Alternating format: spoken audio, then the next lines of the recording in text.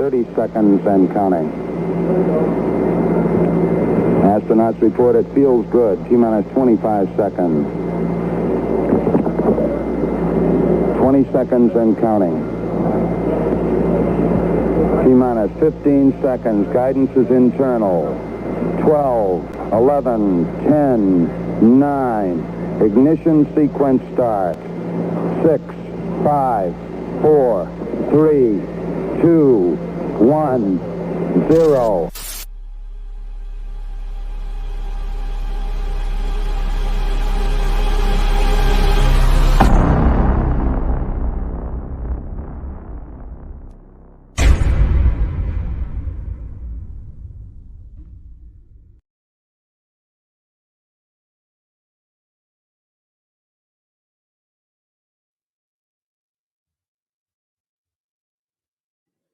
Oh, here I am. What up, Bills Mafia? Sorry for the delay. I have had some technical difficulties getting into this one, but we're up and after. We got to give you the strobe. Here we go, baby. Wednesday night smoke break. So glad to have you in. We're loaded up as always. It was kind of a weaker news cycle this week for the NFL compared to the previous weeks that we've had.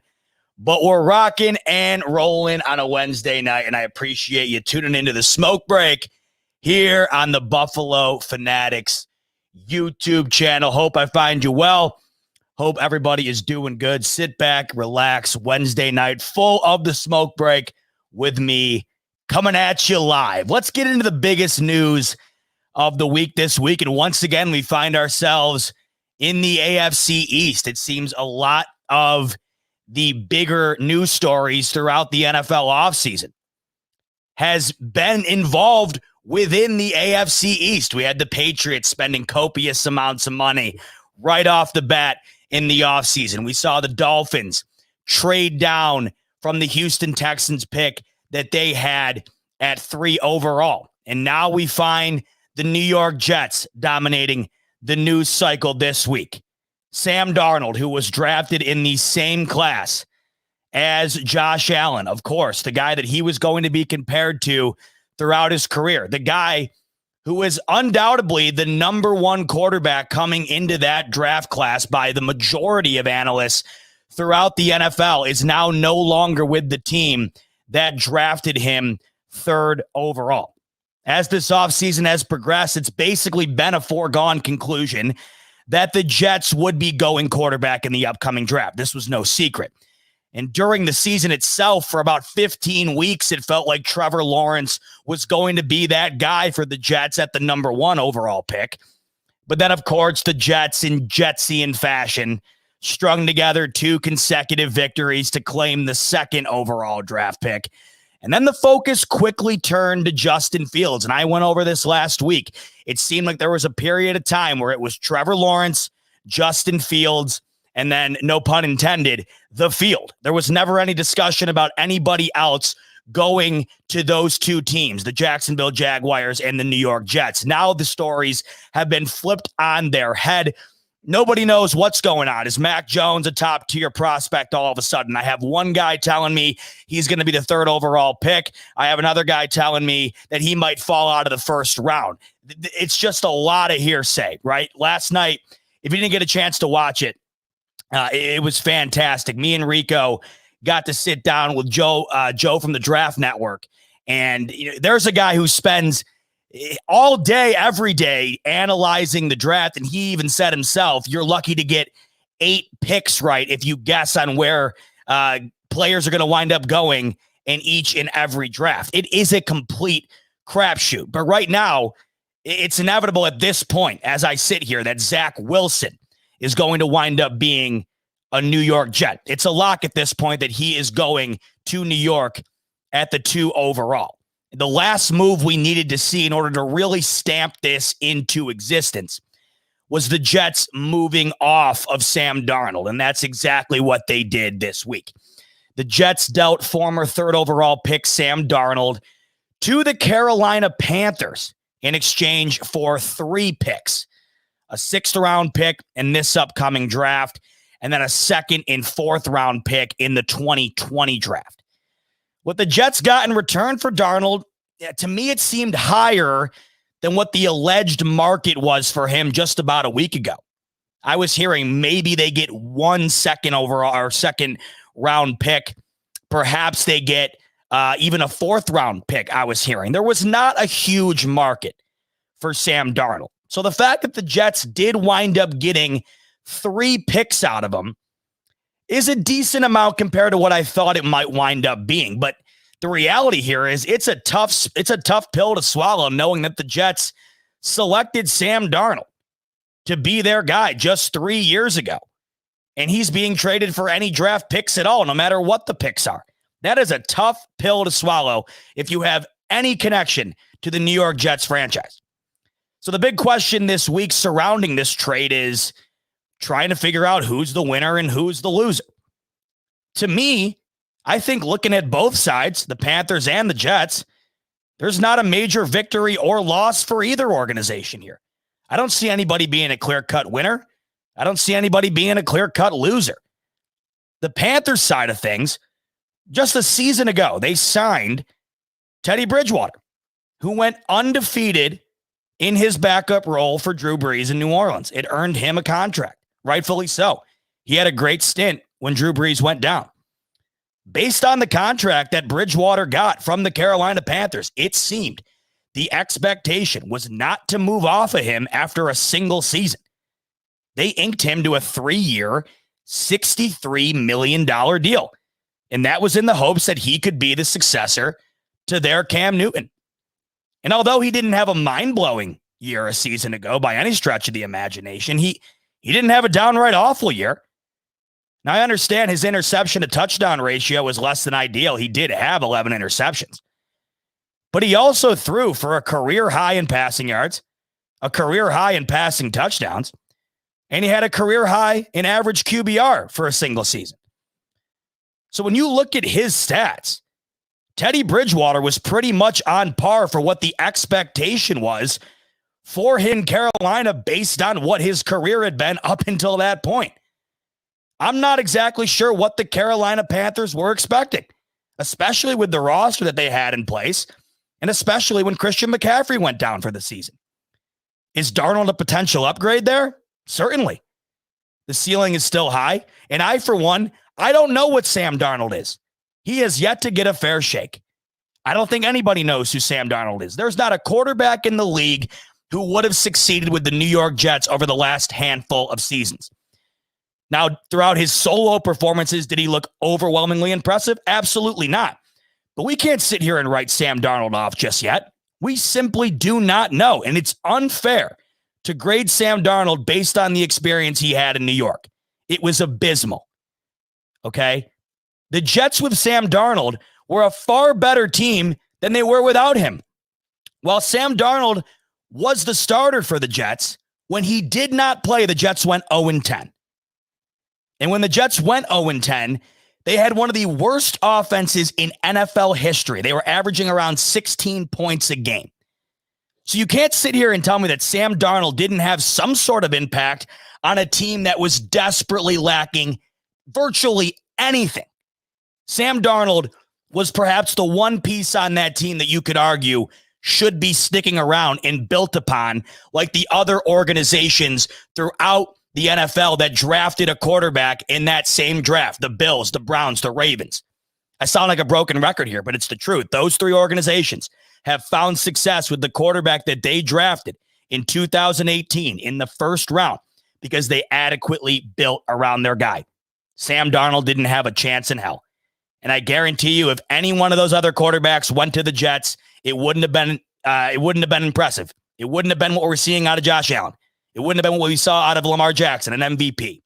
It wouldn't be what we saw out of Baker Mayfield going and getting a playoff victory for the Browns the first time this century.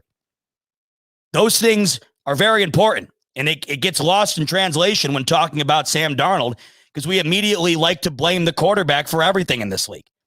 The unfortunate reality here is I think if Patrick Mahomes was the quarterback for the New York Jets, if Aaron Rodgers was the quarterback for the New York Jets, maybe give him 2-3 more wins max. They're still not a playoff team. They're still not a viable contender. We do not know what Sam Darnold is just yet. So For Carolina, do I think it's worth a roll of the dice to trade away 3 picks to get Sam Darnold? Sure. And you can call this a win for Carolina. But at the end of the day, Carolina finds themselves now in consecutive seasons making a move at the quarterback position. They find themselves in consecutive seasons trying to find the answer at quarterback. I don't know how you can call that a win. Is it a small victory towards perhaps getting the next step in the franchise? Sure. Is it an overall victory for the Carolina Panthers? I'm not so sure. Because you have now 2 seasons where you had to go out and get your guy. And last season, they thought they did that. And based on Teddy Bridgewater's standards, they got a pretty decent year out of him, especially considering the circumstances for Carolina. And now they're just willing to move off of him. And that leads me to believe that if the expectation level was so high for Teddy Bridgewater that multiple career highs statistically for him did not suffice for the Panthers, then I'm pretty much led to believe that the bar is going to be set way too high for Sam Darnold. It's very likely the Carolina Panthers are going to wind up being disappointed with Sam Darnold if they base him off the criteria they base Teddy Bridgewater off of. From Darnold's perspective, at least, it will be nice. If anybody's getting a victory out of this, it's Sam Darnold. Finally, he's going to have some sort of an opportunity to prove that he is a worthy starter in this league. Having Robbie Anderson and Christian McCaffrey surround him is an immediate upgrade compared to anything he's had surrounding him in the NFL since he's entered the league. So that alone is already a major step forward for Sam Darnold. But I worry the expectation level for him might be set too high. And what that might lead to is once again him not getting a fair shake. I'd argue Teddy Bridgewater didn't get much of a fair shake last year. Looking at Carolina's situation based on what Bridgewater delivered for them last season, I don't see a reason to move off of him. I understand that they're going with Darnold in the hopes to build a brighter future. And when you can get a young guy like that for a few late round picks, you do it. But it's inevitable that Sam Darnold's going to wind up being the starter here. So I worry that that's going to be the problem for Sam Darnold in Carolina. The expectation level might be set too high.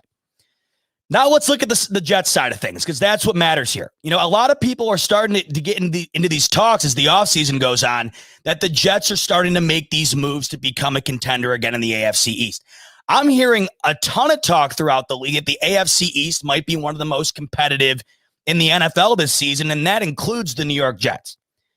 The New York Jets won 2 games last season. Towards the end of the year, you could argue that they weren't trying to win and somehow backed into it. The crazy thing here is Vegas now has their odds set at 6.5, meaning Vegas thinks that the Jets are going to be at least 4 games better than they were a season ago. I don't think I see that here, despite what the Jets are trying to put in place. I told you last week that I felt that trading the 2nd overall pick would be the best move for the Jets in the upcoming draft, and I'm still in belief of that, despite the fact that it's a foregone conclusion that this is completely out the window. But with the quarterback market being what it is in the upcoming draft, there would have been plenty of teams willing to give the Jets a much-needed fortune worth of draft stock in order to help rebuild their team from the ground up, as opposed to hoping that going quarterback in the top 3 again somehow revitalizes your franchise. They're going to have to do this now twice within 4 seasons. And if history continues to repeat itself for the Jets, they might wind up regretting this move. Not because Wilson isn't a worthy enough quarterback, but because of the way the Jets have mismanaged that franchise over a half a decade's worth of picks. The last 6 first-round picks for the Jets are all no longer a Jet. Think about that. 6 consecutive first-round picks for the Jets have all been traded and are no longer a part of the organization. Looking at it from the Bills side of things, the team may be in the same rut they were in for 20 years if Bean didn't come in and have exceptional drafts over the last 4 or 5 seasons. Yeah, in that same time period, the Bills' divisional rival in the Jets have only dug themselves deep. Obviously, the largest benefit here for the Jets is they're going to have a new quarterback under a rookie deal. And that's going to allow them to spend more in free agency. They'll have more to work with in the cap. But as I sit here today, the Jets seem to find themselves in the same position they've been in year after year, 2018 in particular. When Darnold came out of USC and he had that incredible game against Penn State in the Rose Bowl, and I would know I'm a big Penn State football fan. I remember watching Darnold. I was impressed. Who wasn't? After that game, Darnold comes into the league. Plenty of analysts think that he's going to be the number one overall pick. A lot of people, including myself, were shocked when the Browns went with Baker Mayfield. Darnold comes into that draft. He's being regarded as perhaps the best quarterback in the draft. And that's what many thought, right? Ironically, that's the exact same thing I'm hearing about Zach Wilson right now. Exact same thing. It's almost deja vu. The Jets are in a situation where they need to get things going to revitalize the franchise. They look to the quarterback position. They go with the guy that plenty of people think is the best available. It doesn't pan out. Only time will tell here if the move winds up being a different scenario than what the Jets found themselves in with Darnold. But based on the sample size we have for the Jets over the last several years, not just a couple, but several years, it is very tough to have an overwhelming amount of faith. Many may call this trade a win for the Jets, seeing they got more for Darnold than expected. But I just don't see how trading your third overall quarterback after just 3 seasons is in any way a victory. Let's get to Bills talk, shall we? Just when I thought I wouldn't have anything to get into for the Bills, boom, on a Wednesday afternoon, Beans back to work. The Bills signed guard Forrest Lamp to a 1-year deal after the 27-year-old spent 4 seasons with the Los Angeles Chargers, who took Lamp in the second round of the 2017 draft. So Lamp's got a bit of an interesting story. He was highly graded coming out of the draft. Obviously, Chargers thought he was worthy of a second-round pick. Problem was he was riddled with injuries to begin his career, just could not stay on the field. So as of right now, it's tough to evaluate who exactly Forrest Lamp is and will be for the Buffalo Bills. But let's look at what he did just a season ago. He was back at full availability and didn't miss a single snap. Pretty impressive for a guy who could not stay healthy his first several years. A full, complete season for Forrest Lamp and not missing a single snap is impressive after coming off a broken leg. For that regard, for his health, pointing upward for Forrest Lamp. His overall PFF grades, nothing to be overly impressed about, but Lamp has only allowed 2 sacks and has only committed 1 penalty in his entire NFL career. That's over 1,100 snaps.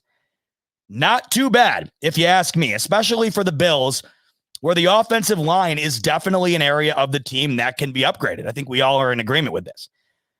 Bringing in competition can definitely help spark something up within that unit. We already see the competition at this very given moment getting underway a little bit on social media. Almost immediately after the Bills signed Forrest Lamp, Bills guard Cody Ford jumped right on Twitter and said, quote, "Yeah, I peep." Now, I am a millennial. I should be able to understand what that means. I don't. But the vibe I'm getting is that he's not overly thrilled with the fact that the Bills made a move towards getting a guy that could perhaps threaten his job in 2021. But potential competition can lead to greatness, and Cody Ford should embrace that. It's a good thing for him. It should bring out the best in him. And if it doesn't, then you're replaced. But competition for a pro athlete should bring out the best in you. And that's what we should be rooting for here. Not going to lie, my eyebrows kind of perked up when I saw Cody Ford hop on and take that stance. It's the NFL. What do you expect? Your job's not locked in place. And it was a foregone conclusion for the Bills that they were going to add depth at the offensive line position. Competition breeds success. It just happened with the Bills a season ago. Similar situation. The Bills bring in Darrell Williams. He winds up getting a long-term deal with Buffalo. This is what you do. You find guys, you bring them in, let them prove their worth. And if they do so, you reward them for it. The same goes for the people that are on the team. If Cody Ford proves that he's worthy of the job, despite who's competing with him, then the job should be his.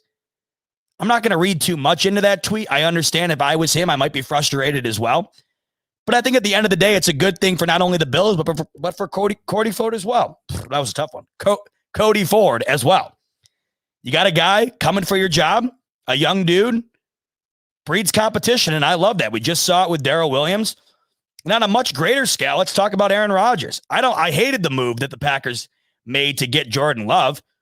Is it a coincidence that the Packers got Jordan Love and Aaron Rodgers had one of, if not his greatest season in his NFL career, won an MVP? You can't tell me that didn't spark a light in Aaron Rodgers, despite knowing that his job wasn't in jeopardy last season. These are world-class professional athletes. They should thrive on competition. And that's the whole goal here, I think, with Brandon Beane. So you add depth to the offensive line. I like the move. And I'm glad to see that a guy in Forrest Lamp, who was riddled with injuries, comes back a season ago, plays every single snap. And when he's out there, he is efficient. 2 sacks, 1 penalty in all of his career. Sounds like a Sean McDermott guy to me. He's not getting penalties, and he's getting the job done. So looking forward to seeing what Lamp brings to the table. And exciting stuff for the Bills, adding more depth at a position that I think we all were in agreement with that they needed to add pieces to. All right, let's get into some controversy here with the Bills, which, you know what, me even saying that out loud, it's kind of shocking to hear, seeing that there really isn't any ever. And I think as of right now, there still isn't any. But there arguably was some today on Bills social media. Josh Allen, our guy, he's been quiet all throughout the offseason. We haven't heard much from Josh Allen. And I like that. I don't need to be hearing, because usually when you're hearing about guys in the offseason, a lot of the time it's not good. Unless they're going somewhere else or they're doing an incredible charitable act. If you're hearing about a guy repeatedly throughout the offseason, it's usually not good. And I'll get into that with Deshaun Watson in a little bit, because that story is really heating up to the point where, I mean, wow, it's just wow. That's all I can say about the situation now is wow. I mean, it's really, really getting crazy over there. But with Josh Allen, he's been quiet. That's how I want my quarterback to be, because it means he's not getting into anything ridiculous. He's just being a dude. And that's who Josh Allen is. He's a dude, a good dude. He finally broke his somewhat silence. We haven't heard much from him in the media throughout the offseason. He was on Kyle Brandt's popular 10 Questions YouTube show. For starters, love Kyle Brandt. How could you not if you're a Bills fan? His hype videos throughout the offseason, absolute pure gold. Pure gold. I mean, he has been like a brand ambassador for us Bills fans over the last year or so. And he just doesn't he seem like a guy you just want to crush a couple beers with and jump through a table with? Seems like a cool dude. Really like him. And his show's a hit. If you haven't seen it, especially the one with Josh Allen, go check it out. It's awesome. He does this game show style thing with NFL players that he goes through, and he quizzes them on questions that pertain to them. It's kind of cool. He thinks of trick questions that pertain to the player, but are sort of tough to answer. It's a cool concept, cool show. He's a good guy. It's a fun watch. So, cool show, like I said. And there was a ton of cool topics involved, ton of cool conversation that Brandt had with Allen. Yet the one thing that stood out today after that interview seems to be the one thing that everybody wants to perceive negatively. In the midst of just chopping up conversation with Kyle Brandt, Brandt asked Allen if he was going to get vaccinated. Allen told Brandt, quote, "I'm still debating that. I'm a big statistics and logical guy. So if statistics show it's the right thing for me to do, I'll do it. Again, I'd lead the other way if that's what the data said.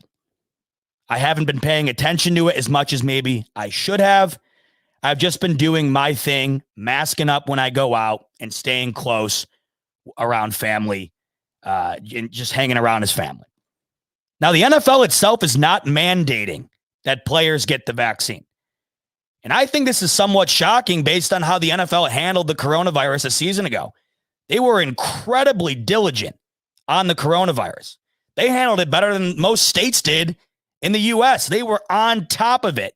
And there's a reason they got the whole season in. They were diligent beyond belief. So I will say I am a bit surprised that the NFL isn't enforcing it, but they're not. The reason I'm a bit surprised is because there are plenty of universities and other institutions that are requiring a mandate for the vaccine in order to go to the facilities. There's several colleges that are requiring their students to get vaccinated before they go back to school. The NFL is not doing this. The NFL is not requiring their players to get vaccinated to come back and play this upcoming season. So Kyle Brandt asked Josh Allen about that particular topic, the NFL not enforcing the mandate. Allen replied, I think everybody should have that choice to do it or not to do it. Whether you think you should do it or you shouldn't do it, it's your own beliefs. If you want to do it to protect you and your family, do it by all means. If you're on the other side of the spectrum, I think you should have that choice as well. What's the problem here? What is everybody getting so riled up about? I don't think he could have answered that question any more perfectly. You have to understand, a guy like Josh Allen, a guy who's in a position like Josh Allen is, everybody's looking for them to slip up. Everybody's looking for them to say something out of character. And what Josh Allen did is he balanced both sides of the equation. Whether you want to come to terms with it or not, there are people who are not going to get vaccinated. You have every right in the world to go and do it. You probably should, based on the data, based on what we're being told. But in this country, at this given moment, it is not required for you to go and get the vaccine. And like it or not, there are going to be plenty of people who don't get the vaccine. And Josh Allen, when posed with that question, answered it perfectly. I don't understand why he's being attacked in this particular circumstance. He was not anti-vaccine. He was not telling you, I'm not getting the vaccine. He was also not in your face saying, everybody better go get it right now. I'm not going to support anybody who doesn't get it. He just answered it in a very politically correct way. These guys try their best to stay out of politics because everybody has a side in these situations. There are people, Bills fans as well, who are on one side, I'm getting it, and there's other Bills fans who are on another side saying I'm not getting it. And the unfortunate reality here is that this whole thing has turned into a political thing. Should it be? No, of course not. It's a virus, but it has been politicized. And unfortunately, your political views are held against you. And if Josh Allen went one way or another on that topic, there was somebody who was going to be upset. He split it right down the middle and answered it very diligently and very politically correct. I don't see a problem with what Allen said. He said everybody has the right to choose. We already know this. This isn't news. There's nobody coming and knocking on your door making you go get this vaccine if in your heart of hearts you truly do not want to go get it for whatever reason that might be. So Allen was just saying what everybody already knows. Nobody's looking for to Josh Allen for advice on whether or not they're going to get the vaccine.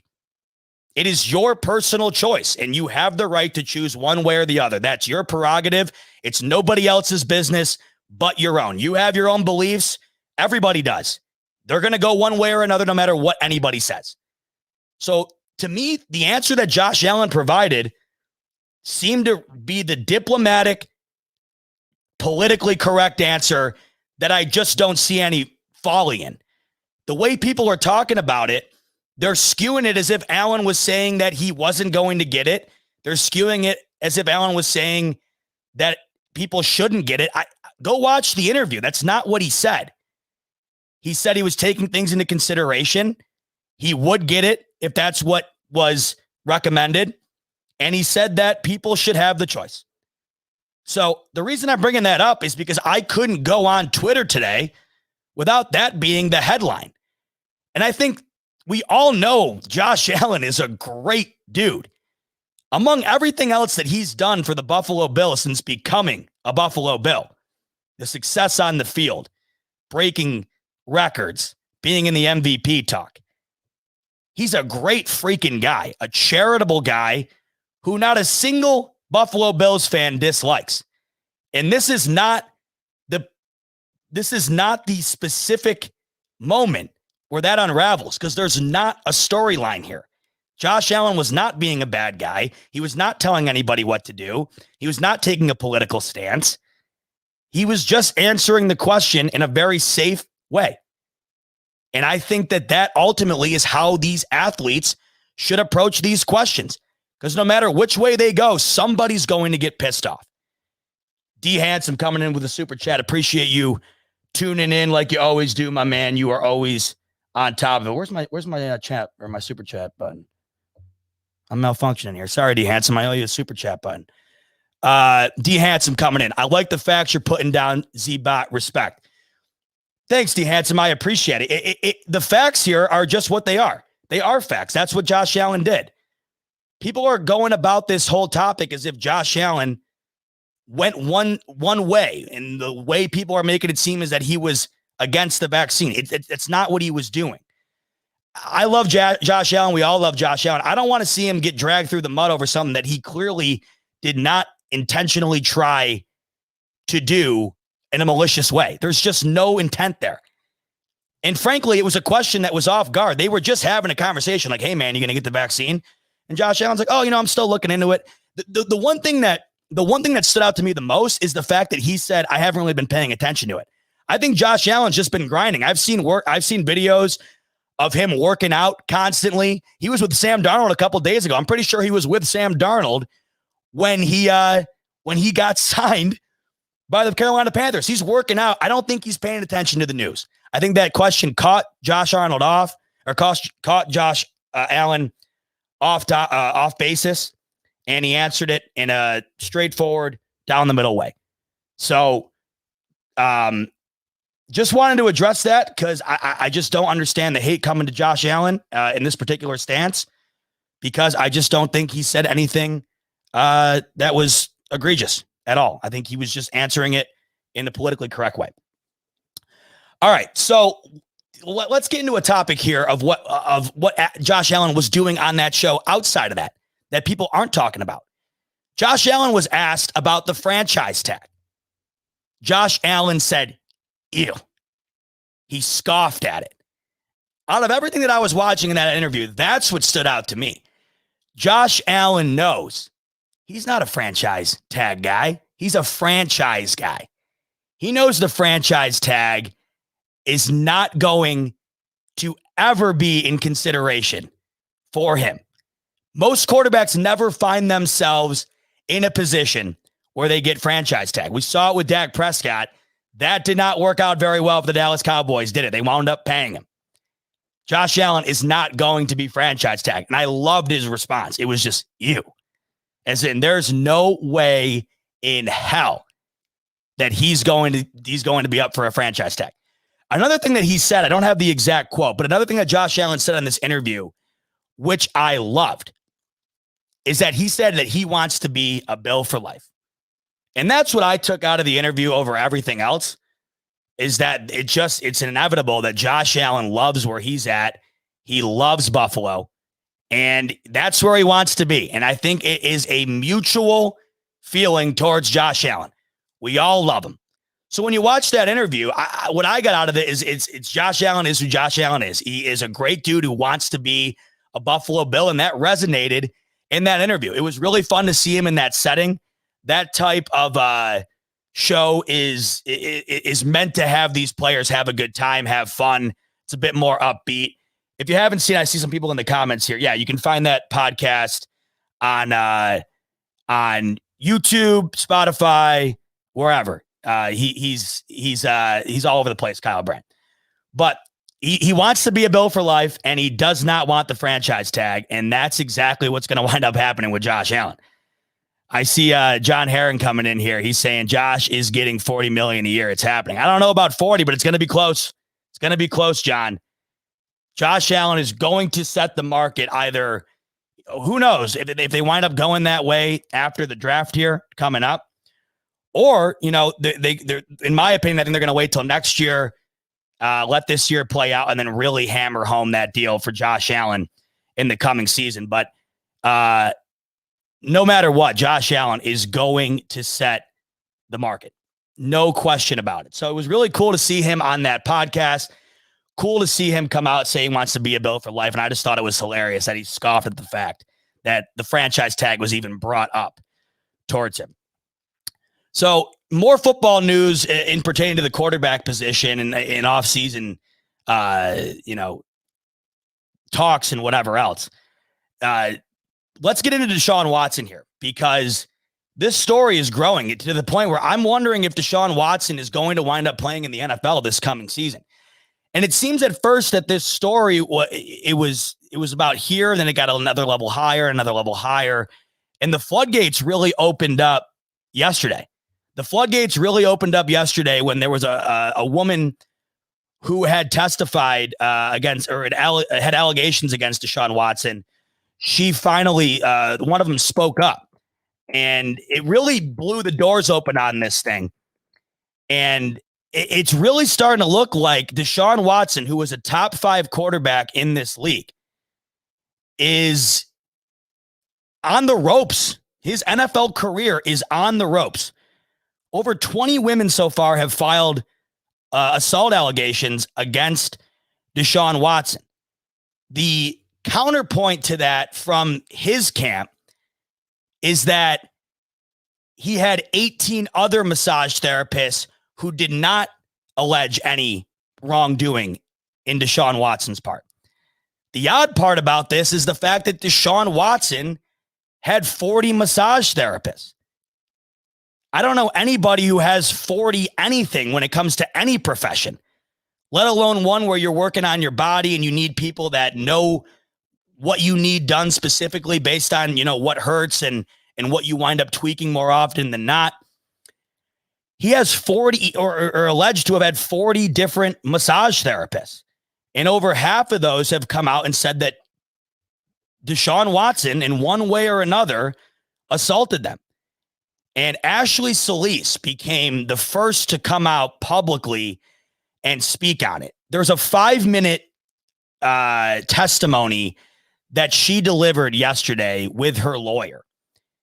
And if you guys get the chance, you really should go watch it. It was the first time in this case where I think it was finally brought down to a humanized level. And you got to see it from the other perspective. The whole time it's just Deshaun Watson did this, Deshaun Watson did this. You haven't heard from anybody who is reeling from the consequences of what he allegedly did. And this woman came out and told her story. Her name is Ashley Solis. Go look it up after this if you haven't seen it yet. It really puts into perspective what we're dealing with here. She had said that he's essentially ruined her life. She can no longer practice massage therapy. She's been in counseling for the struggles he's put her through, both physically and emotionally. And it's ultimately just made her life go into a downward spiral, what he has done. And there are another 20 women who are in one way or another saying the same thing. And I think this is historic because we are watching a young star quarterback fall from grace in a way that I don't think we've ever seen. And if these allegations wind up being completely accurate, truthful, and they go forward as far as punishing Deshaun Watson for these actions, it is very likely that he might not ever be an NFL quarterback again, should that wind up coming to fruition. I see somebody on here mention the commissioner's exempt list. That is definitely on the table here. That is definitely on the table. The wild thing here is that Deshaun Watson was already dominating the news cycle, depending on whether or not he was going to get traded. And then that segued right into this story, and it's a bombshell. It's wild. Now, of course, right now, it is all court of public opinion. There has been no trial yet. There obviously has been no conviction, innocent until proven guilty. I get that. But the reason this story is growing is because Ashley Solis yesterday was the first alleged victim to come out and talk about it. And when she did, it was really heartfelt, emotional, and it really made you see the perspective of the people that are claiming these actions against Deshaun Watson. And that's why I think this story is only getting bigger. And with the season coming up here, Deshaun Watson was trying to get traded. No way that happens now. That in itself is a huge story, because there were talks that he wasn't even going to play this season to begin with. He was going to sit out the season. That's how badly he did not want to be in Houston. He was going to force a trade. Nobody's going to trade for Deshaun Watson with these allegations holding over his head. Now the question becomes, what are the Houston Texans going to do? Today we saw Nike pull their sponsorship from Deshaun Watson, and I also heard that Beats by Dre did as well. He's already losing sponsorships, and in the court of public opinion, he is faltering dramatically right now. It's not a good sign when you start losing sponsorships, because that's starting to show you that the tide is turning, that the look that you are being perceived in right now is just flat out not good. And the season is approaching sooner than we think, right? The draft is only a couple weeks away. And just when you thought Deshaun Watson might be traded, just when you thought he was going to get a new start, obviously the Houston Texans have been unraveling over the last couple of seasons.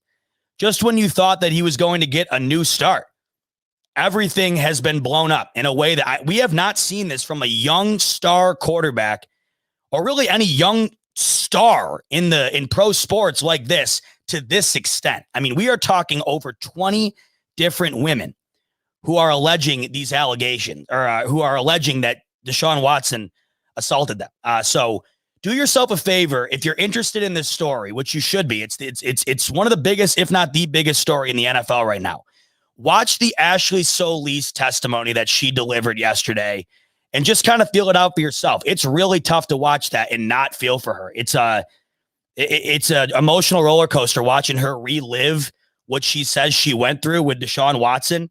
And right now, I just think this story is only going to get bigger. And as we approach the season, it's going to be very interesting to see what winds up happening with Deshaun Watson and what his future looks like, not only with the Houston Texans, but with the NFL itself. So follow that story closely. It seems like every day we get a little bit more in regard to what is going on with that particular case. All right, we're hitting near the 45-minute mark. It was a slower week this week, wasn't it?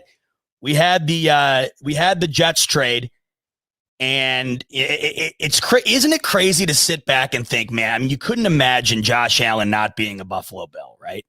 You simply couldn't imagine it. And the fact that Sam Darnold was not only drafted ahead of him, but drafted by the Bills' divisional rival, and he's not there anymore. It truly is wild. It's only been 3 seasons, and he's gone. He did no favors. That organization was on fire from the get-go. But my God, it really puts into perspective what Beane, McDermott, and the Bills organization have built over the last few seasons. I know we talk about this time and time again, but that right there is the ultimate example. That could have been Josh Allen if he wound up in New York. Could have been Baker Mayfield. It could have been Lamar Jackson. The pieces fell where they fell, and they've worked out perfectly, and they've built around Josh Allen exceptionally. And you almost feel for Sam Darnold.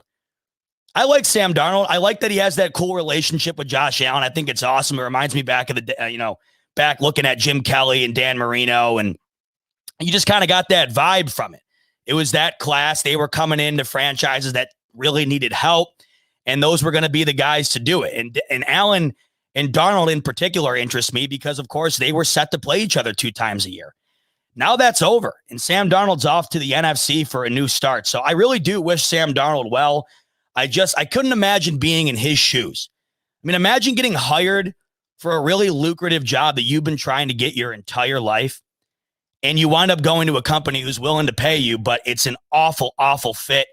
You're doing the best you can, and the surrounding pieces that you are with are just atrocious. There's no way you can succeed.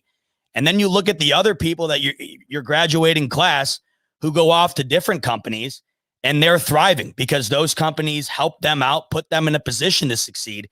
It's got to be really tough watching that from the sidelines. So I do root for Sam Darnold and his new endeavors, but it's going to be incredibly interesting to see how the Jets rebound from this.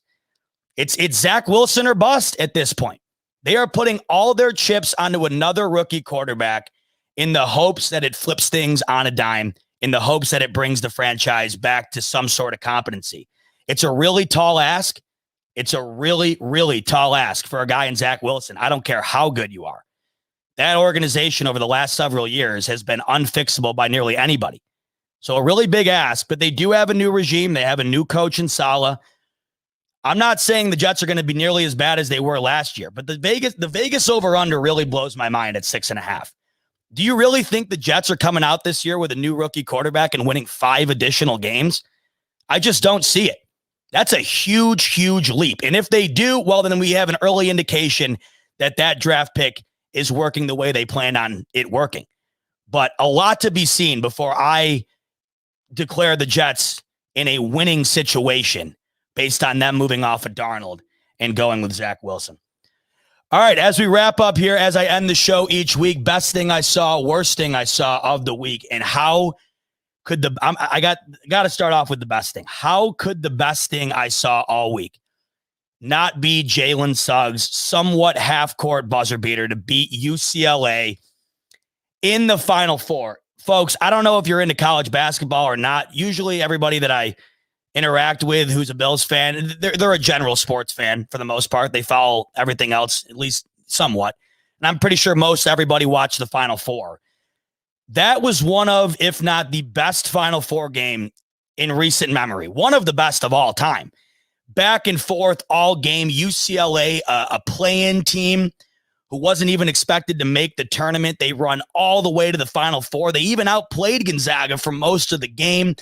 Tie it with 3 seconds left, and then Jalen Suggs, who's more than likely going to wind up being one of the top picks in the NBA draft, hits one of the most clutch shots you'll ever see. Wild, wild game, and it was an incredible way to segue into the NCAA championship. And that leads me to the worst thing I saw this week. That game had so much hype surrounding it. 2 incredible teams who all year long had just been dominating their opponents. And Gonzaga went into that game a 4.5-point favorite, and nobody was talking about Baylor, despite the fact that they had been rolling teams just as much as Gonzaga had all season long. And Baylor had just come off a dominant win against Houston, despite Gonzaga having to go to overtime with UCLA. Baylor rolled them. I was getting ready to go into that game and watch a back-and-forth match, one that I thought was set up to be one of the better championship games that we've seen, and it was far from that. That game was over in 6 minutes. I think it was 29-10 or 31-10 at one point. Gonzaga was never even close. So for as good as that Final Four game was, I was disappointed with the finale because I was expecting it to be a terrific matchup, and Baylor blew Gonzaga absolutely out of the water. So to summarize the whole tournament up, though, it was great. How great was it to have college hoops back after last season? That was in the peak of the coronavirus. That's when I remember the coronavirus really coming to the forefront. It was the NCAA tournament. It got canceled. And then the following days is when everything kind of spun out and the coronavirus really took over the country. So the fact that we got college hoops back this year was great. The tournament was awesome. Just wish that it ended with a bit more excitement, but congrats to Baylor on, I think, their first championship in school history. So cool stuff. All right, everybody, we're going to wrap it up there, getting near an hour at the 50-minute mark. Oh, before I leave, happy to announce that I have my interview with Harrison Phillips coming to the Buffalo Fanatics YouTube channel a week from tonight. Make sure to be on the lookout for that. It is an awesome interview. Harrison Phillips is one of the nicest guys I've ever had the privilege of sitting down and talking with. He was, of course, the Bills nominee this past season for the Walter Payton Man of the Year. An incredible stand-up guy. We had a ton of laughs, talked about his charitable endeavors, and talked about his on-field play. It's about a 40-minute interview, and you won't want to turn it off once. He's a real fun guy to talk to, and I think you guys are going to enjoy that one. So be on the lookout. I interviewed Harrison Phillips, and that video is coming your way on the Buffalo Fanatics YouTube channel a week from tonight, 7 p.m. Eastern, Wednesday of next week, Buffalo Fanatics YouTube channel. And then segueing after that show or after that interview is another smoke break. So hop on, watch Harrison Phillips and I hash away at a fun conversation, and then tune in for the smoke break. It'll be a jam-packed Wednesday night for you next week. Thanks for tuning into this one, guys. Appreciate you as always. Looking forward to having you back next week. Until then, stay safe, be good, and as always, go Bills.